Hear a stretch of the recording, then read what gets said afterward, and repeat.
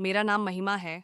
मेरे भैया हर रोज़ जब काम से वापस आते तो खाना खाने के बाद भाभी से कहते कि तैयार हो जाओ। भाभी तो जैसे भैया के कहने के इंतज़ार में ही रहती थी कि कब मेरा पति मुझसे कहे और मैं फ़ौरन से तैयार हो जाऊं। उसके बाद दोनों तैयार होकर चले जाते थे। मेरी माँ भैया से पूछती कि तुम बहू को लेकर कहाँ जाते हो, तो भैया रोज़ माँ से एक ही बात कहते कि हमारे गांव में चीता आया हुआ है, बस इसे वहीं दिखाने लेकर जा रहा हूँ। भैया की रोज़ रोज़ यही बात सुनकर मैं तंग आ गई थी और मैंने फैसला कर लिया था कि मैं देख कर ही रहूंगी कि भला चीता कौन सी वीता कौन सी जगह पर आया हुआ है। एक दिन मैं यही सब जानने के लिए अपने भैया के पीछे पीछे गई तो मैंने कुछ ऐसा देखा जिसे देखकर मेरे रोंगटे खड़े हो गए और मुझे अपनी आंखों पर विश्वास नहीं हो रहा था, क्योंकि वहाँ पर तो एक दिन मैं रोटी पका रही थी। भैया ने खाना खाते हुए आज फिर से भाभी से कहा, सुनैना जल्दी से तैयार हो जाओ। ये सुनते ही माँ के माथे पर बल पड़ गए थे। भाभी जो बैठी हुई बर्तन धो रही थी फौरन से किचन से बाहर निकली। उन्होंने अपने हाथ धोए और कमरे में तैयार होने के लिए चली गई। माँ बिस्तर पर बैठी हुई थी, कहने लगी, बेटा प्रतीक, ये रोज तुम अपनी पत्नी को कहाँ लेकर जाते हो? प्रतीक भैया ने लापरवाही से कहा कि माँ कहीं भी तो नहीं, बस यही ऐसे ही किसी काम से जा रहा हूँ। वैसे भी हमारे गांव में कोई घूमने जैसी जगह ही नहीं है। बस आजकल सीधी सड़क वाले रास्ते पर चीता आया हुआ है। गांव के बहुत सारे लोगों ने उसे देखा है। वैसे भी मेरी पत्नी को चिड़ियाघर और चिड़ियाघर के जानवर देखने का बहुत शौक है। शहर जाने की तो आप हमें परमिशन नहीं दे सकती। इसीलिए मैं सुनैना को सीधी सड़क वाले रास्ते पर चीता दिखाने के लिए ले जा रहा हूँ। बेचारी दूर से ही चीते को देखकर बच्चों की तरह खुश हो जाती है।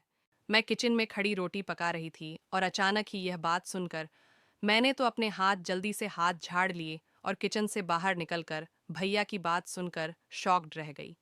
और मैंने भैया से कहा कि क्या सच में हमारे गांव के सीधी सड़क वाले रास्ते पर चीता आया हुआ है? मैंने भैया ने कहा, हाँ, मैं सच कह रहा हूँ, हमारे गांव में चीता आया हुआ है। मुझे तो भैया की बात सुनकर यकीन ही नहीं आ रहा था। मैंने जल्दी से अपने हाथ धोए और हाथ साफ करके भैया के सामने आकर खड़ी हो गई। मैंने कहा कि भैया, मैं भी जल्दी से तैयार होकर आ जाती हूँ। मुझे भी जानवर देखने का बड़ा शौक है। भैया प्लीज़ मुझे भी अपने साथ ले चलो, मुझे भी चीता देखना है। भैया मेरी बात सुनकर मुझे घूरने लगे और कहने लगे, आराम से घर में ही बैठी रहो। चूहा तक देखकर तो डर के मारे तुम्हारी जान निकल जाती है और चीता देखने जाना है तुम्हें। प्रतीक भैया ने मुझे बुरी तरह से डांट दिया था। मैं उनसे नाराज़ होकर मुंह फुलाकर दोबारा से किचन में रोटी पकाने लगी थी। भाभी थोड़ी देर के बाद तैयार होकर भैया के साथ जाने के लिए कमरे से बाहर निकल आई थी और भैया भाभी दोनों ही घर से चले गए थे। उनके घर से निकलते ही माँ की बड़बड़ाहट शुरू हो गई थी। माँ कह रही थी कि अपनी पत्नी को चीता दिखाने ले जा रहा हूँ। मैं सब जानती हूँ कि यह दोनों कहाँ जाते हैं। यह जो मेरा बेटा अपनी चालाक पत्नी को घुमाने लेकर जाता है, इसने ही मेरे मासूम बेटे को अपनी तरह चालक बना दिया है। घर में देखो किस तरह से मासूम बनी रहती है। मेरे सीधे साधे बेटे को अपने इशारों पर नचाती है और मेरा बेटा हमेशा अपनी पत्नी का गुलाम बना रहता है। मैंने देखा था, जब भी भैया और भाभी घर वापस आते थे तो भाभी की हालत बहुत ज़्यादा अजीब होती थी और उनका सांस फूल रहा होता था, लेकिन दोनों के चेहरे खिले खिले होते थे। भाभी घर में आते ही अपने कमरे में आराम करने के लिए चली जाती थी। उसके बाद जब वह कमरे से बाहर निकलती तो बिल्कुल ठीक लगती थी। भैया के चेहरे पर भी एक अजीब सी मुस्कान होती थी। मुझे यह सोचकर हैरत होती कि चीते जैसे खतरनाक जानवर को देखकर भैया भाभी को डर नहीं लगता, बल्कि वह दोनों खुश हो जाते हैं। ना जाने माँ क्यों प्रतीक भैया और सुनैना भाभी को खुश देखकर भड़क उठती थी। शायद इसीलिए माँ को सुनैना भाभी शुरू से ही पसंद नहीं थी। हमारे घर की थी वही कहानी है जो दूसरे घरों की होती है। मेरी माँ भैया की शादी अपनी मर्जी के मुताबिक अपनी पसंद की लड़की से करवाना चाहती थी, लेकिन भैया ने तो भाभी को पसंद कर लिया था और उसके बाद उन्होंने माँ से भाभी के लिए रिश्ते को कहा। लेकिन माँ रिश्ते के लिए राजी नहीं हो रही थी। वह नहीं चाहती थी कि सुनैना भाभी की शादी मेरे भैया के साथ हो जाए। जब माँ भैया के इस रिश्ते पर राजी नहीं हो रही थी तो भैया ने अपनी मर्जी से ही भाभी को भगाकर शादी कर ली और शादी करने के बाद वह उन्हें घर ले आए। अब प्रतीक भैया माँ के इकलौते बेटे थे और वो ही हमारे घर में अकेले कमाने वाले थे। वो भैया को अपने आप से दूर नहीं कर सकती थी, इसीलिए उन्होंने उनको इस गलती के लिए माफ़ तो कर दिया, लेकिन वो आज भी भाभी को इस सब का कसूरवार ठहराती है और उनसे नफरत करती है। माँ का बिहेवियर भाभी के साथ बिल्कुल अच्छा नहीं रहता। हम दो बहनें थे और एक प्रतीक भैया, मेरी बड़ी दीदी का नाम सोनाक्षी था। मेरे पिताजी तो बीमार रहते थे और उनकी हमेशा दवाइयाँ चलती रहती थीं।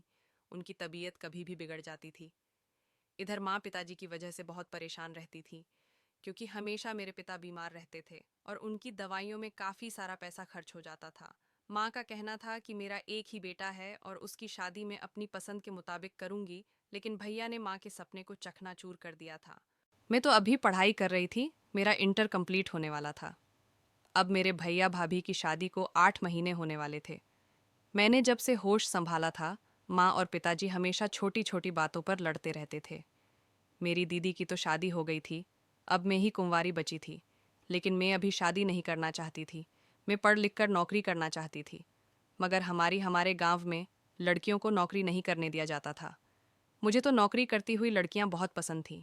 मेरे पिताजी तो चाहते थे कि मैं खूब पढूं, लेकिन माँ कहती थी कि लड़कियां घर गृहस्थी संभालती हुई अच्छी लगती हैं। मेरी माँ बहुत ही पुराने ख्यालों वाली औरत थी और वो चालाक सासों की तरह हमेशा मेरी भाभी को तंग करती रहती थी। मेरे पिता माँ को बहुत समझाते थे कि बहू पर इतना अत्याचार मत किया करो, तुम्हारे आगे भी बेटियां हैं, लेकिन मेरी माँ तो समझने के लिए तैयार ही नहीं थी। इसी बात पर माँ और पिताजी दोनों में बहुत ज़्यादा लड़ाई रहती थी। भैया तो भाभी का बहुत ख्याल रखते थे, उनका बहुत कहना मानते थे, लेकिन मुझे कभी कभी ऐसा लगता था जैसे भाभी की तबीयत ठीक नहीं रहती है। लेकिन वह बेचारी फिर भी घर के सारे काम किया करती थी और माँ की सारी बातों को खामोशी से सुना करती थी। कभी कभी उन्होंने माँ को पलटकर जवाब नहीं दिया था, जबकि मेरी माँ भाभी को बहुत बुरा भला कहती थी। माँ तो भाभी से बहुत बेर रखती थी।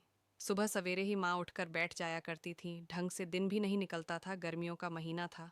हम सब लोग छत पर एक साथ सोया करते थे, क्योंकि दिन भर की गर्मी की वजह से कमरों के अंदर बहुत ज़्यादा घुटन पैदा हो जाती थी। हमारे घर में ऐसी भी नहीं था। जबकि रात को ठंडी हवा चलती थी तो हम छत पर चले जाते थे। माँ सुबह के 6 बजे ही उठ जाया करती थी और सबसे पहले प्रतीक भैया के कमरे का दरवाज़ा बजाना शुरू कर देती थी। हमारी माँ के दरवाज़ा खटखटाने की आवाज़ पर ही ज़्यादा खुलती थी।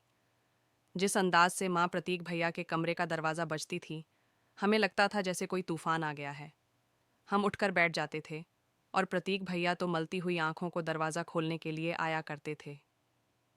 फिर वो माँ से शिकायत करते कि अभी तो ठीक से दिन भी नहीं निकला है और आप अभी से ही जगाने के लिए आ गई हो। वो माँ से कहते, माँ प्लीज़ ढंग से दिन तो निकलने दिया करो। आपको पता है ना कि मैं रात को भी देर से सोता हूँ, इसीलिए मेरी नींद पूरी नहीं हो पाती। उधर दिन ठीक से नहीं निकलता और इधर आप मेरा दरवाज़ा बजाना शुरू कर देती हो। माँ भैया की बात सुनकर रोना धोना शुरू कर देती थी। सुबह सुबह ही सारे घर में हंगामा मच जाता था। माँ प्रतीक भैया से कहती कि अब तुझे मेरे आगे भी जुबान चलानी आ गई है। पहले तो तुम मेरी हर बात को खामोशी से सुनता रहता था और तुझे पता है कि मैं पहले से ही तुझे इतनी ही सवेरा उठाती हूँ, लेकिन अब तो तुझे मेरी हर बात से शिकायत होने लगी है। जब से तेरी पत्नी इस घर में क्या आई है, तू तो अपनी पत्नी का गुलाम बनकर रह गया है। और देखो, मेरे सामने तेरी कितनी जुबान चलने लगी है। मुझे पहले से ही पता था कि सुनैना बहुत तेज़ लड़की है, इसीलिए तो मैं तेरी इसके साथ शादी के लिए राज़ी नहीं थी।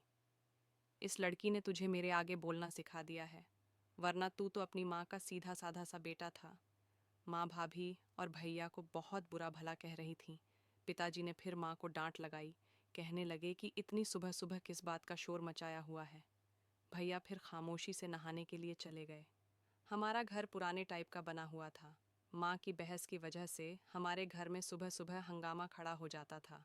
प्रतीक भैया भी शाम को जब काम से घर आते और खाना खाने के बाद भाभी को तैयार कराने के बाद न जाने कहाँ लेकर चले जाते थे। माँ के नाराज़ होने की भी कोई फिक्र नहीं करते थे। अजीब बात यह थी कि भैया और भाभी जब भी घर वापस आते थे तो भाभी का चेहरा बहुत उदास होता था। उनके चेहरे पर थकन नजर आती थी और प्रतीक भैया भाभी को आराम से पकड़कर घर में लाते थे, जैसे किसी बीमार इंसान को घर में पकड़कर लाया जाता है। और भाभी सीधा अपने कमरे में जाकर कुछ देर आराम करती थीं। लंबे लंबे सांस भरने लग जाती थीं, जैसे उनकी तबीयत ठीक नहीं है। लेकिन इसके बावजूद भैया और भाभी एक दूसरे को देखकर मुस्कुरा रहे होते थे और आंखों से अजीब से कुछ इशारे करते थे, जैसे वह आंखों ही आंखों में कोई बात करना चाह रहे हों। मैं उन लोगों के इन आंखों के इशारे को नोटिस किया करती थी। मैं सब कुछ देखकर नज़रें झुका लेती थी, लेकिन उन दोनों की मुस्कुराहट मेरी माँ के सीने को छलनी करके रख देती थी। मुझे न जाने क्यों दिन ब दिन चीता देखने का इंटरेस्ट आने लगा था। मैं स्कूल अपनी फ्रेंड्स के साथ ही जाती थी और इत्तेफाक यह था कि सीधी सड़क वाले रास्ते से ही जाते थे, वहाँ से हमें शॉर्टकट पड़ता था। मुझे न जाने क्यों चीता देखने का इंटरेस्ट हो रहा था। मैं इस बारे में अपनी फ्रेंड्स को भी बता दिया था शायद। मेरी किसी फ्रेंड ने चीता देखा हो, लेकिन इस बात के बारे में मेरी फ्रेंड्स में से कोई भी नहीं जानता था। कोई इस बारे में कुछ जानता ही नहीं था। मुझे तो बड़ी हैरानी हुई थी कि इतनी बड़ी बात है, हमारे गांव में चीता आया हुआ है और मेरी फ्रेंड्स को कुछ पता ही नहीं है। ऐसी बात तो हमारे गांव में जंगल की आग की तरह फैलती है। फिर यह कैसे मुमकिन था कि किसी को इस बात के बारे में कुछ पता ही नहीं था। अब तो मेरा इंटरेस्ट और भी ज़्यादा बढ़ने लगा था। सारा दिन अपनी क्लास में बैठकर भी मेरा सारा ध्यान बार बार उस चीते की तरफ जा रहा था। हालांकि मैं पढ़ाई में बहुत अच्छी थी, मेरा दिमाग बहुत तेज था, हर साल में फर्स्ट आती थी और अब तो वैसे भी मेरा स्कूल में लास्ट ईयर चल रहा था। मेरा इंटर कंप्लीट होने के बाद मेरा एडमिशन कॉलेज में होना था। मेरी टीचर्स हमेशा मेरी तारीफ करती थी, लेकिन आज मेरा दिमाग ना जाने कहाँ खोया खोया हुआ था। मेरी टीचर ने जब मुझे खोया हुआ देखा तो पूछा कि तुम्हें क्या हुआ है, तुम कहाँ खोई हुई हो। अचानक मैं उनकी बात पर घबरा गई थी। दिमागी तौर पर मेरा ध्यान तो चीते की तरफ ही पड़ा हुआ था। मैं बार बार उसके बारे में सोच रही थी, जो सीधी सड़क पर आ गया था, लेकिन भैया भाभी के अलावा चीते को किसी ने भी नहीं देखा था। मुझे याद आने लगा कि चिड़ियाघर देखने का तो मुझे भी बहुत शौक था बचपन में। बस हम एक ही बार शहर गए थे वहाँ पर। हमने जाकर चिड़ियाघर देखा था। मैं चिड़ियाघर देखकर बहुत खुश हुई थी। पिताजी हमें चिड़ियाघर दिखाने के लिए ले गए थे। पहली बार सारे जानवरों को अपनी आंखों से देखकर मुझे यकीन नहीं हो रहा था। हम लोग इस तरह से खुश हो रहे थे जैसे किसी अजूबे को देख लिया हो। और मेरी बदकिस्मती ये थी कि उस वक्त चीता चिड़ियाघर में नहीं था। मैंने चीते को सिर्फ किताबों और टीवी में ही देखा था। अभी तक मैं चीते को अपनी आंखों से नहीं देख पाई थी। फिलहाल अभी तो मैं बहुत ज़्यादा कंफ्यूज हो रही थी। मेरे सामने मेरी टीचर खड़ी हुई थी और उन्होंने मेरे हाथ पर डंडा मार दिया। मुझे घर कर देखने लगी, कहने लगी, तुम्हारा ध्यान कहाँ है। मैंने उनसे नज़रें चुरा ली। टीचर ने डंडा मेरे हाथ पर बड़ी ज़ोर से मारा था। मैंने जल्दी से चीते पर से अपना ध्यान हटा लिया और पढ़ाई करने लगी। छुट्टी के टाइम मैंने सोचा कि एक बार मैं सीधी सड़क के रास्ते पर कुछ देर तक रुककर इंतज़ार करके देखती हूँ, शायद मुझे चिता नज़र आ जाए। मैंने फैसला कर लिया था और सोचा था कि मैं अकेले तो इस सड़क पर नहीं खड़ी रह सकती। मुझे अपनी फ्रेंड्स को भी इस बारे में बताना होगा। मैं अपनी फ्रेंड्स के साथ सीधी सड़क वाले रास्ते से आने लगी। मेरे अंदर एक अजीब सी एक्साइटमेंट जाग रही थी। एक तो चीते को देखने का इंटरेस्ट और खुशी, दूसरा यह डर कि कहीं चीता हमें कोई नुकसान न पहुंचा दे, क्योंकि वह एक बहुत खतरनाक जानवर होता है। अगर उसने मुझ पर हमला कर दिया तो वह खूंखार जानवर मेरी तो चीड़ फाड़ करके रख देगा। फिर कौन नहीं जानता कि चीता खतरनाक होने के साथ साथ चालक भी होता है और मानव शरीर के मांस को तो वो खाने का भूखा होता है। मैंने चीते के बारे में काफ़ी सारी कहानियाँ पढ़ी हुई हैं। अब तो मुझे और भी ज़्यादा चीते को देखने का मन कर रहा था। हम सारी फ्रेंड्स मिलकर सीधी सड़क के रास्ते पर आ गई थीं। मैंने अपनी फ्रेंड्स को वहाँ पर रुकने के लिए कहा, लेकिन मेरी सारी फ्रेंड्स को ही घर जाना था, इसलिए उन्हें लेट हो रहा था। वह लोग चली गई तो फिर मैंने उनको भेज दिया और मैं खुद अकेले खड़े होकर वहाँ इंतज़ार करने लगी। मुझे वो चीता देखना था, इसीलिए मैं वहीं खड़े होकर चीते का इंतज़ार कर रही थी और घर नहीं गई थी। मुझे वहाँ पर खड़े हुए काफ़ी देर हो गई थी। मैं चारों तरफ देख रही थी। मेरे दिल में एक डर भी था कि कहीं मुझे चीते ने देख लिया तो क्या होगा। मैं बहुत सावधानी से चारों तरफ नज़रें दौड़ा रही थी। उस वक्त तो इतनी धूप थी कि मुझे यहाँ पर टहलते हुए काफ़ी देर हो गई थी और गर्मी भी लग रही थी। मेरा पूरा शरीर पसीने से भीग चुका था। 1 घंटा पूरी सावधानी के साथ चारों तरफ नज़र घूमते हुए चीते को ढूंढ चुकी थी, लेकिन मुझे कहीं भी चीता नहीं मिला था। मैं बड़ी मायूस सी हो गई थी। मायूस होकर जब मैं घर वापस आई तो माँ बहुत ज़्यादा गुस्से में थी। मैंने देखा कि माँ भाभी को डांट रही थी और भाभी भी रो रही थी। मैं समझ गई थी कि माँ ने ज़रूर भाभी से कुछ ऐसा वैसा कह दिया होगा। माँ ने भाभी से कहा कि सुनैना, तुम्हारे ये हठकंडे मेरे घर नहीं चलेंगे।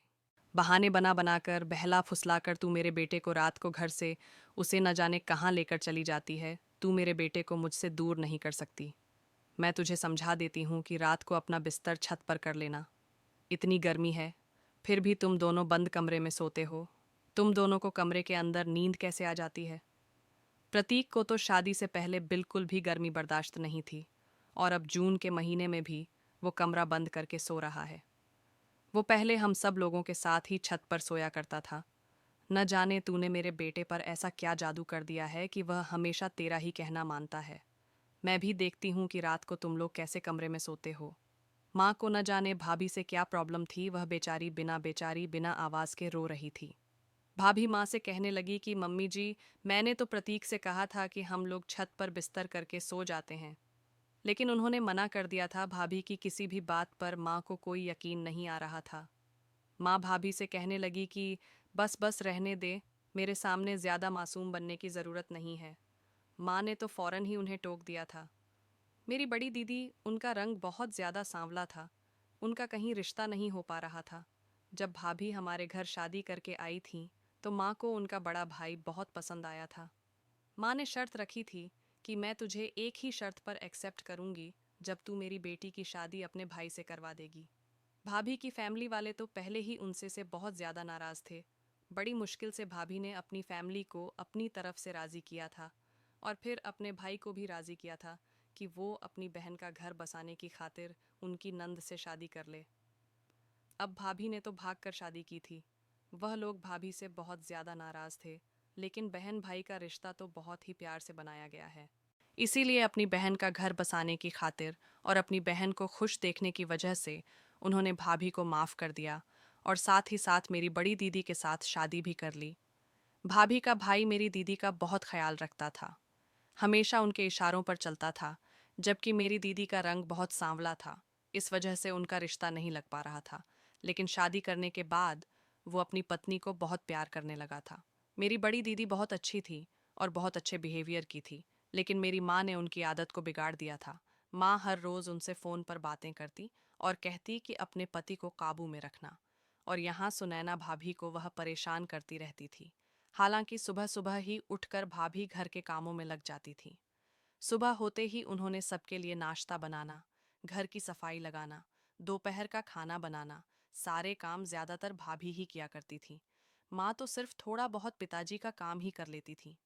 मुझे खुशी थी कि चलो, इस सब हमने के बीच माँ ने मुझ पर गुस्सा नहीं निकला था कि मैं इतनी देर से घर कैसे आई थी। किसी का मुझ पर कोई ध्यान ही नहीं था। मैं खामोशी से अपने कमरे में चली गई।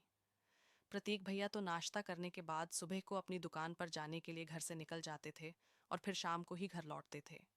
और जब तक सुनैना भाभी की बात बात पर शामत आती रहती थी। मैं इतनी गर्मी में कॉलेज से आई थी, आते ही मैं नहाने चली गई। ठंडे ठंडे पानी से नहाकर मुझे सुकून मिल गया था। उस टाइम सुकून मिल गया था। उस टाइम भाभी अपने कमरे में बैठी हुई थी। मैं भाभी के कमरे में चली गई। वो बेचारी खाना खाते खाते आंसू भी बहा रही थी। मैं भी उनके पास बैठ गई। उन्होंने मुझे भी कहा कि तुम भी खाना खा लो, लेकिन मैंने उन्हें इनकार कर दिया और कहा कि भाभी, आप खाना खाइए, आपकी तबीयत ठीक नहीं लग रही है। उन्होंने कहा, तुम ठीक कह रही हो, मेरी तबीयत ठीक नहीं है। भाभी की ऐसी हालत देखकर मुझे माँ के बिहेवियर पर अफसोस हो रहा था। मैंने भाभी को तसल्ली दी कि माँ को तो ऐसी कड़वी बातें बोलने की आदत है, आप उनकी बातों को दिल पर मत लिया करो। मेरी थोड़ी सी हमदर्दी से भाभी बोलने लगी थी और कहने लगी, मैं कुछ भी कर लूँ, लेकिन मेरी सास का बिहेवियर, मेरी सास कभी ठीक नहीं होता। मैंने कहा, भाभी, आप माँ की बातों पर ध्यान मत दिया करो, एक कान से सुनकर दूसरे कान से निकाल दिया करो। मेरी बात सुनकर उन्हें तसल्ली हो गई थी। फिर मैंने मेन मुद्दे पर बात की। मैंने भाभी नीसे से कहा, भाभी, यह चीता आपने कौन सी सड़क पर देखा था? मुझे तो कहीं पर नज़र नहीं आया। मैं तो लगभग 1 घंटे तक सड़क पर खड़े होकर चारों तरफ देखकर आई हूँ। मेरी बात पर भाभी हैरान हो गई थी और उनके चेहरे के एक्सप्रेशन बदल गए थे। वह कहने लगी कि तुम क्यों वहां पर खड़े होकर चीते के आने का इंतजार कर रही थी? तुम छोटी हो, अगर तुम पर हमला हो गया तो फिर हम लोगों का क्या होगा? मैंने गौर से भाभी की तरफ देखा था। वह दुबली पतली सी थी और मेरी सेहत तो भाभी से थोड़ी ज्यादा ही थी। मैंने कहा, भाभी, आप कौन सा बहादुर हो? आप भी तो चीते को दूर से देखकर आती हो ना। मैं भी दूर से ही देख लूंगी, बस मुझे बड़ा शौक है, इसलिए मुझे भी अपने साथ लेकर जाना रात को। जब आप भैया के साथ चीता देखने जाओगी तो मैं भी आपके साथ चलूंगी। न जाने क्यों वह मेरी बात पर अजीब ही परेशानी का शिकार हो गई थी, और वह मुझसे नज़रें चुराने लगी, कहने लगी, तुम इस बारे में अपने भैया से ही पूछ लेना। जिस तरह से उन्होंने मुझे टाल दिया था, मुझे तो अब माँ की बातें सच ही लगने लगी थीं कि भाभी भैया के कान भरती है, वरना मुझे अपने साथ ले जाने में उन्हें क्या प्रॉब्लम है। उनके साथ में भी चीते को देख लूंगी। लेकिन वही हुआ जिसका मुझे शक था। भाभी के इशारे पर भैया मुझ पर बरस पड़े, कहने लगे कि मैं तुम्हें अपने साथ नहीं लेकर जाऊंगा। अब तो मुझे भी भाभी पर गुस्सा आ गया था। मेरे दिमाग में एक ऐसा आइडिया आया कि मेरे होश से उड़ने लगे थे। पता नहीं ये कैसा चिता है जो भैया को सिर्फ रात को ही आने पर दिखाई देता है, जिसे भाभी को दिखाने के लिए भैया रात को लेकर जाते हैं। और ऐसा भी है कि इसको पूरे गांव में किसी ने नहीं देखा, सिर्फ भैया भाभी ही रात को देखने के लिए जाते हैं। चीते को रोज देखकर भाभी को ऐसा क्या होता है जो वह जब घर वापस आती है तो उनकी तबीयत ठीक नहीं होती। उन्हें बहुत ज़्यादा थकान होती है और भैया उनको पकड़ कर लाते हैं और फिर एक दूसरे को देखकर अजीब सी मुस्कुराहट में बातें करने लग जाते हैं। फिर वो चीता स्पेशली भैया और भाभी को ही क्यों दिखाई देता है? बाकी तो कभी किसी ने इस चीते के बारे में कोई बात तक नहीं की थी।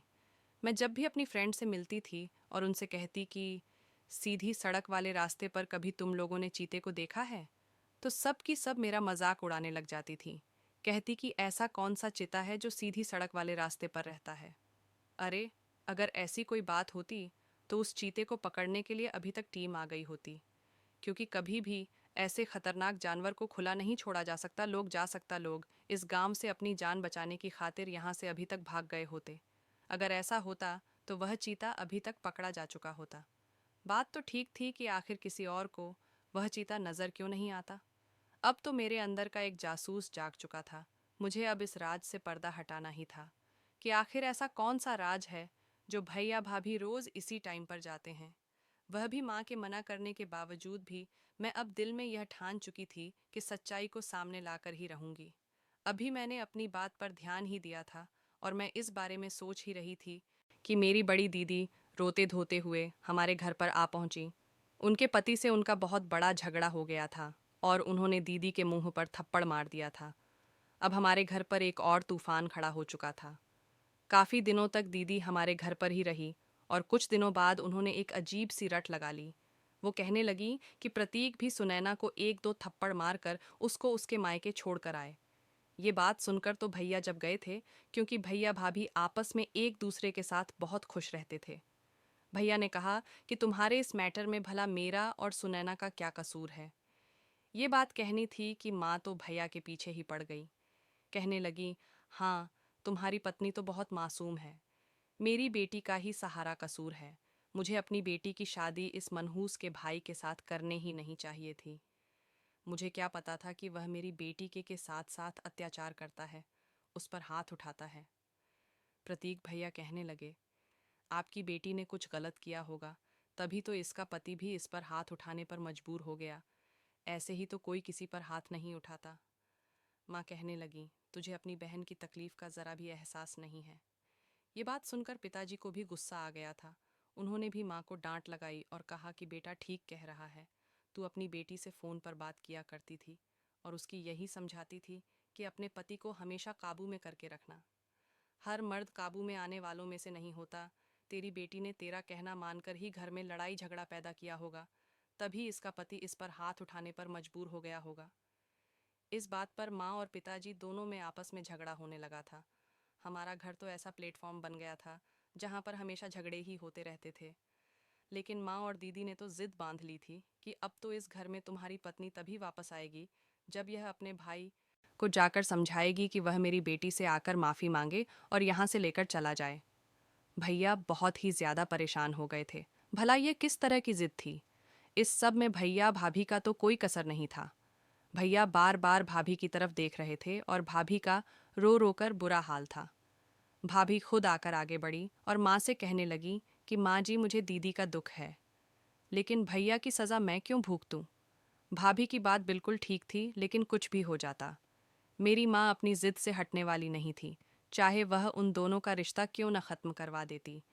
अगर एक तरफ रिश्ता ख़त्म हो रहा था तो माँ, भाई और भाभी का भी रिश्ता ख़त्म करवाने पर तुल जाती।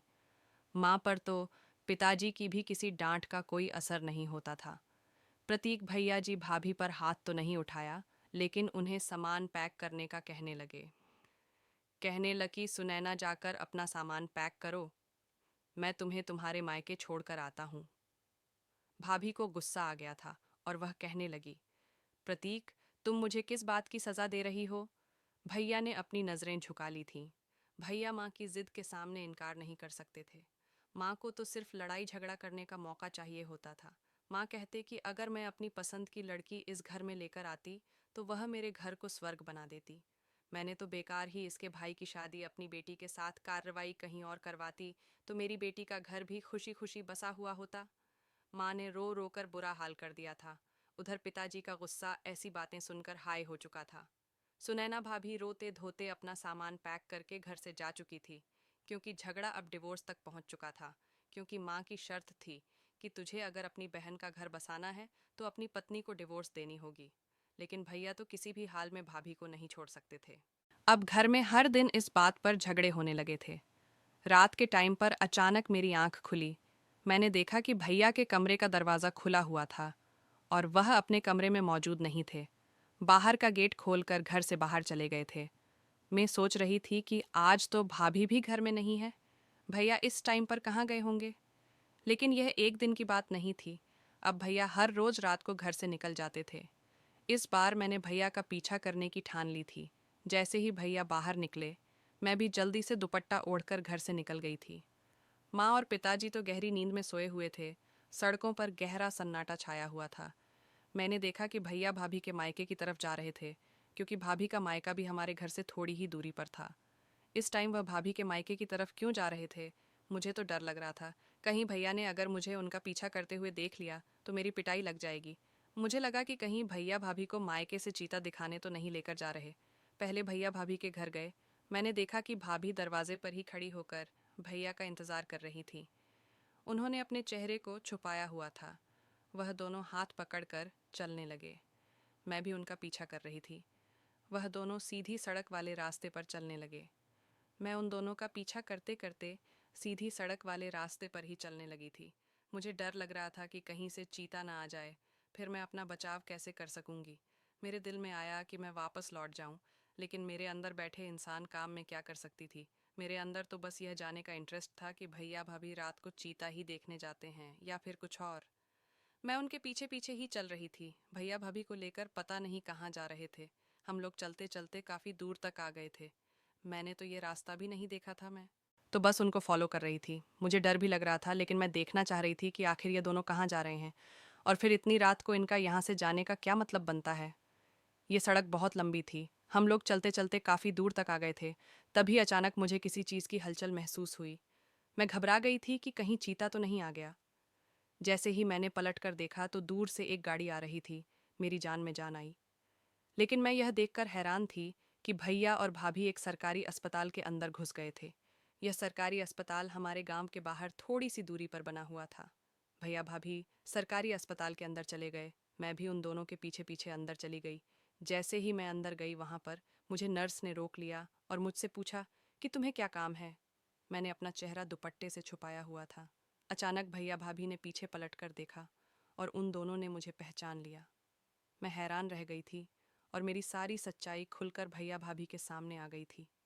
भैया भाभी ने नर्स को कहा कि यह लड़की हमारे साथ है, क्योंकि रात के इस टाइम पर अस्पताल वालों को भी चौकन्ना रहना पड़ता है कि कहीं कोई गलत इंसान अस्पताल में ना घुस जाए। मुझे भैया से बहुत ज़्यादा डर लग रहा था। भैया मेरे करीब आए और मुझे घर कर देखने लगे। मैंने अपनी नज़रें नीचे झुका ली थीं, क्योंकि भैया समझ गए थे कि मैं उन दोनों का पीछा करते हुए यहाँ तक आई हूँ। जिसकी मुझे उम्मीद थी वही हुआ। भैया ने मुझे डांटते हुए कहा, यहाँ पर क्या कर रही हो? मैंने भैया से कहा कि मैं आप लोगों का पीछा कर रही थी। मैंने घर में आपको बिस्तर पर मौजूद नहीं पाया तो मैं आपका पीछा करते हुए यहाँ तक आ गई। लेकिन अब आप मुझे बताइए कि आप दोनों यहाँ इस अस्पताल में क्या करने आए हो? भैया भाभी एक दूसरे का चेहरा देखने लगे। फिर भाभी ने भैया से कहा कि अब यह यहाँ तक हमारा पीछा करते हुए आ गई है तो हमें इसको सब कुछ बता देना चाहिए। मैं भी बड़ी हैरानी से भैया भाभी की तरफ देख रही थी। भाभी की आंखों में मुझे आंसू नजर आ रहे थे। भैया ने कहा कि तुम ही बताओ, हमारे घर में जो हंगामा रोज माँ करती है, इसमें मेरा और तुम्हारी भाभी का क्या कसूर है? माँ चाहती है कि मैं दीदी की खातिर को डिवोर्स दे दूं, लेकिन मैं ऐसा नहीं कर सकता।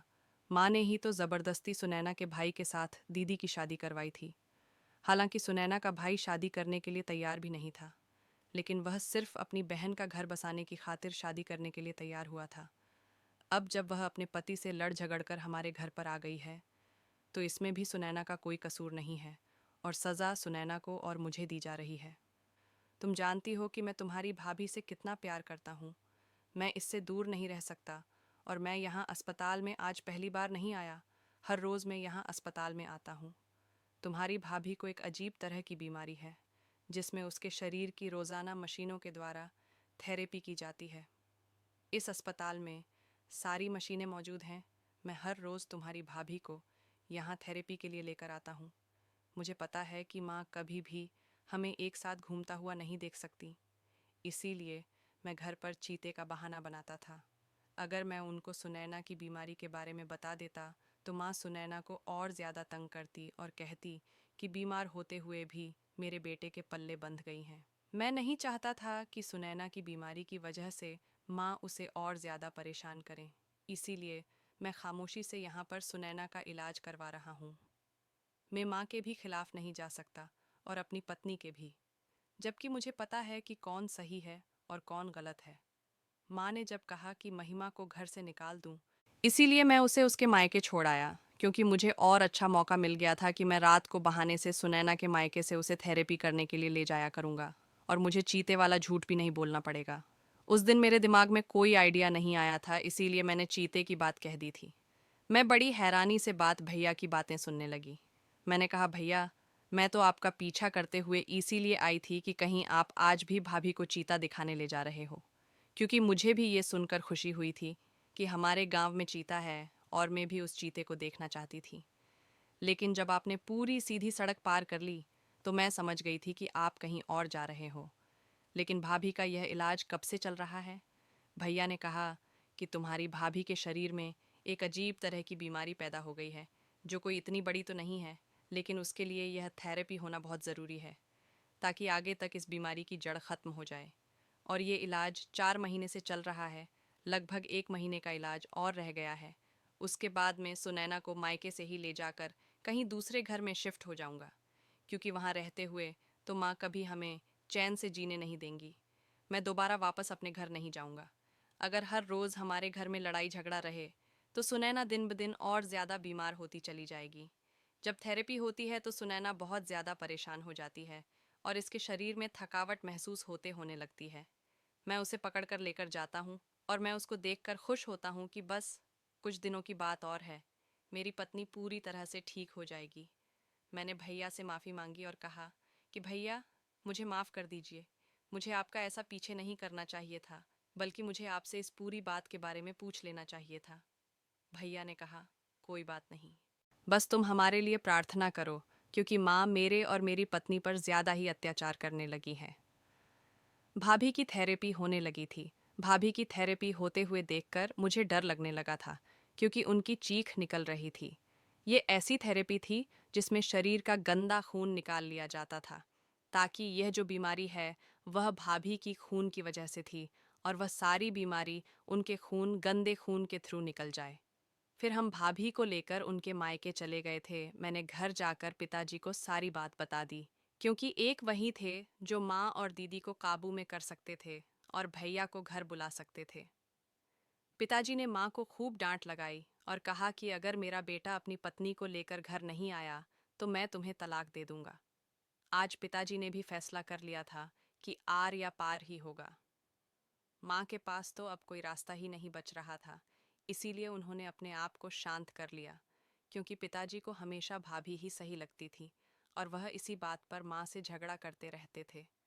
दीदी को भी डांट कर उनके ससुराल भेज दिया गया।